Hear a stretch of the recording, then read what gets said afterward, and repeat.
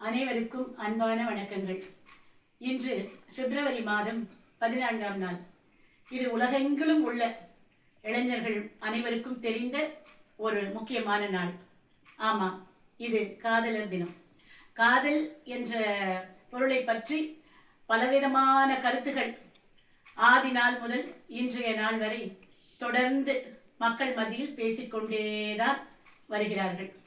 என்ன ஔவையார் என்ன சொன்னார்? இன்பம் என்பது என்ன? காதலர் இருவர் கருத்தொருமித்து ஆதரவு பட்டதுதான் இன்பம்.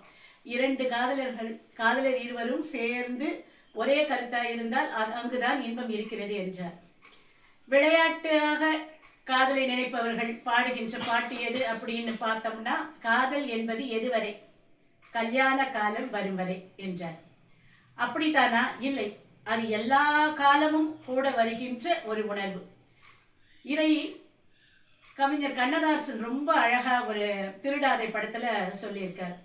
இளமையிலே காதல் வரும், எதுவரையில் கூட வரும், முழுமை பெற்ற காதல் எல்லாம் முதுமை வரை கூட வரும் என்றார். ஆக முழுமையாக இருந்தால், ஒருவரை ஒருவர் புரிந்து கொண்டு அன்பு முழுமை பெற்றால் அந்த காதல் முதுமை காலம் வரை வருமா? சரி, இந்த காலத்து இளைஞர்கள் காதலை என்ன நினைக்கிறார் என்றால், அது ஒரு பரீட்சை. அந்த பரீட்சையில் பாஸ் ஆகலாம், ஃபெயில் ஆகலாம். முதல் அட்டம்ப்ட்லே பாஸ் ஆகிறவங்களும் உண்டு, 2-3 எழுதி பாஸ் ஆகிறவங்களும் உண்டு. அப்படி அது என்ன பரீட்சை, அது என்ன ரிசல்ட் எப்படி இருக்கும் அப்படின்றத ஒரு வேடிக்கையாக ஒரு பாடலில் வாலி சொல்லியிருக்காரு. காதலினும் தேர்வெழுதி காத்திருந்த மாணவன் தான், உன் எண்ணம் என்ற ஏட்டில் என் எண்ணை கண்ட போது நான் என்னை நம்பவில்லை, என் கண்ணை நம்பவில்லை என்றார். அதாவது கதாநாயகியோட மனசுன்ற பேப்பரில் இவனோட எண்ணம் வந்துருச்சு. அதாவது நம்பர் வந்ததால, அடடா அவன் மனசுல நம்ம போயிட்டோமா, நம்ம பாஸ் ஆயிட்டோமா, அதை நம்பவே முடியல, என்ன நம்பல அப்படின்னு 2 விதமாகவும் சொல்றாரு. இன்னொருத்துல என்ன சொல்றாங்கன்னா, காதல எலெக்ஷனும் ஒண்ணு, தேர்தலில் ஜெயிச்சவங்க மறுபடியும் நின்று தேர்தலில் தோத்தவங்க மறுபடியும் ஜெயிக்கலாம், ஆனா காதல்ல தோத்தவங்க மறுபடியும் ஜெயிக்கிறதுக்கு வாய்ப்பு இல்லைன்றார்.